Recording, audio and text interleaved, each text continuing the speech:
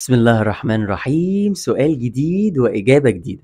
ناس كتيرة لما بتقعد تتكلم معايا بتقولي إن هم عندهم مشكلة في شراهة أكل السكر، وإنه دايما بيبقى في مشكلة مع الناس إن هي تبطل السكر.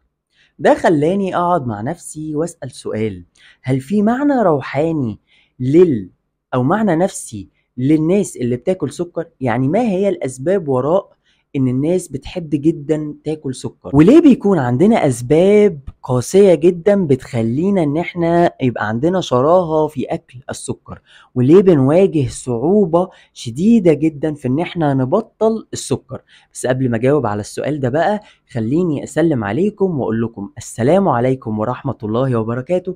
معاكم سلم سعد، ويلا بينا نبدأ الحلقة.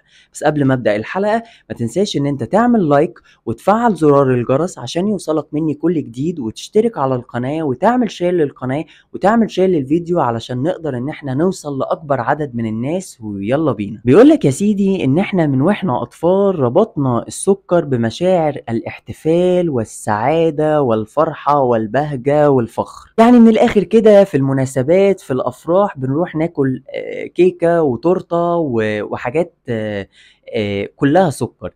في أعياد الميلاد والمناسبات السعيدة دايما إن احنا بنفتكر السكر، فربطنا ما بين الاحتفالات والأوقات السعيدة والسكر. يعني من الآخر كده، القعدة الحلوة ما تنفعش غير من غير سكر.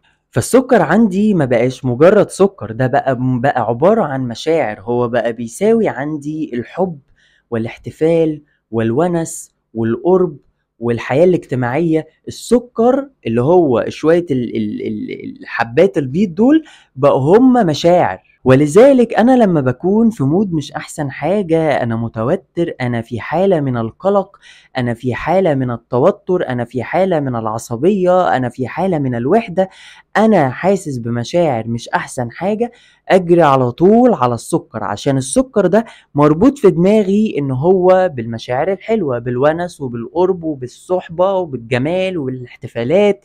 فبجري على طول للحاجة اللي بتديني المشاعر دي أو بتفكرني بالمشاعر دي. وهنا بقى بتظهر مشكلة الإدمان، طن طن طن، وهو إن أنا بعود نفسي أحس بمشاعر جميلة أو مشاعر حلوة أو مشاعر أنا نفسي أحسها بناء على مادة إدمانية مؤذية بتدخل جسمي فتأذيني في دلوقتي ومع الوقت.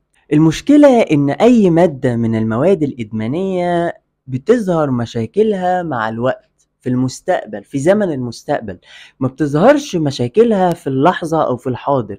علشان كده لما بتبقى عاملة شبه الدوامة، الشخص بيبدأ يغرز يغرز يغرز لحد ما بينزل تحت وما بيعرفش يطلع تاني.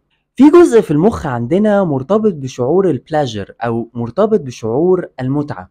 فأنا كل ما باكل شوكولاتة أنا بغذي المنطقة دي في المخ بتاعة المتعة. وكمان بيقولك ان احنا عندنا جزء في المخ بتاعنا قديم جدا او بدائي جدا، اللي هو بيسمى نظام المكافأة او الريورد سيستم. نظام المكافأة ده ليه دور كبير جدا في بقائنا. بمعنى ايه؟ بمعنى ان نظام المكافأة هو بيعزز السلوكيات اللي بتخلينا على قيد الحياة. هو بيعزز السلوكيات، بيحمسنا نعمل السلوكيات اللي بتخلينا نعيش، زي مثلا الاكل. نظام المكافأة ده بينشط عندنا مادة كيميائية بتسمى مادة الدوبامين. فبيدينا مادة الدوبامين دي لما بتنشط في المخ بتحسسنا بالشعور بالرضا المؤقت، فده بيؤدي إلى إن احنا نكرر تاني عادة الأكل. قيس على الكلام ده بقى وانت بتاكل سكر، ان انت بتحفز عندك المسارات بتاعة الريورد سيستم، نظام المكافأة جوه مخك. فانت بتاكل شوكولاتة من هنا، نظام المكافأة بيشتغل في مخك، بيفعل او بيعلي عندك الدوبامين اللي هو شعور الرضا المؤقت، فبتحس ان انت هديت شوية، وبعد كده ترجع تاني تكمل او تكرر نفس السلوك وتدخل في النمط الادماني ده. والفكرة بقى ان انت ما بتكونش عايز الشوكولاتة او انت ما بتكونش عايز السكر، هو انت بتكون عايز الشعور اللي بيديهولك الدوبامين، اللي هو شعور الرضا المؤقت او السعادة المؤقتة. والمشكلة بتحصل ان احنا دايما بنكون مشغلين النظام المكافأة ده، مشغل على طول شغال على طول. فمع الوقت لما بتفضل تحفزه ايه اللي بيحصل؟ اللي بيحصل ان انت جسمك بيكون اقل حساسية لكمية الدوبامين اللي انت بتحسها، فبتزود الجرعة عشان الدوبامين يعلى، فبتلاقي نفسك ان انت عمال بتعلى في ادمان السكر، او ان انت عمال بتدخل كميات اكبر من السكر وانت مش فاهم ليه. لكن الحقيقة هو ان انت بتدخل كميات اكبر علشان جسمك ما بقاش حاسس بالدوبامين ده اللي هو بيجيب له شعور الرضا، فانت بتدخل سكر اعلى علشان عايز شعور بالرضا اعلى، لانك ما بقتش حاسس بيه زي الاول. وهنا بقى تبدأ السلوك الادماني يظهر. بمعنى ايه؟ بمعنى ان انت بتلاقي نفسك دخلت في الدوامة ومش عارف تخرج منها.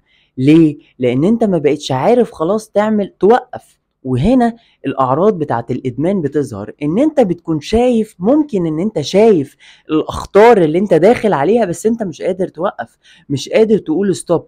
انت مدرك ان اللي انت بتعمله ده غلط، بس انت مش قادر توقف.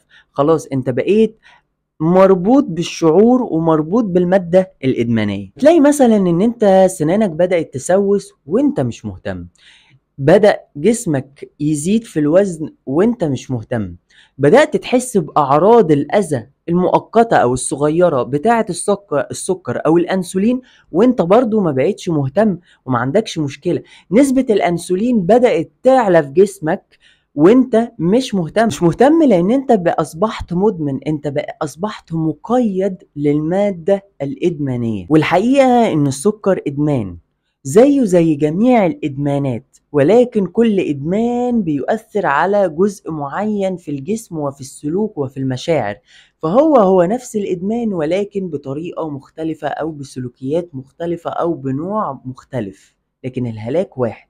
ولذلك في معنى روحاني للناس اللي بتاكل سكر او الناس اللي عندهم دايابيتس او اللي عندهم مرض السكر، وهم ان الناس دي عندهم مشاكل كتيرة او نقص في الحب والمشاعر بتاعة الرضا والمشاعر بتاعة السعادة والمشاعر بتاعة الاحتفال والونس. يعني المشاعر دي هم عندهم افتقاد ليها كبير جدا، ولذلك بيعوضوا عن المشاعر دي بان هم كانوا بياكلوا سكر بطريقة شرهة. وطبعا ده مش السبب الاساسي ولا الوحيد، ولكن ده سبب من ضمن الاسباب.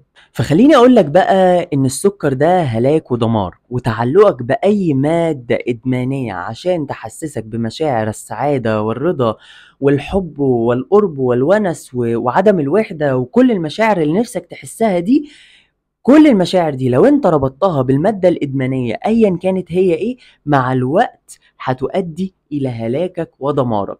وما تنساش ان ربنا قالك بسم الله الرحمن الرحيم ولا تلقوا بأنفسكم في التهلكة.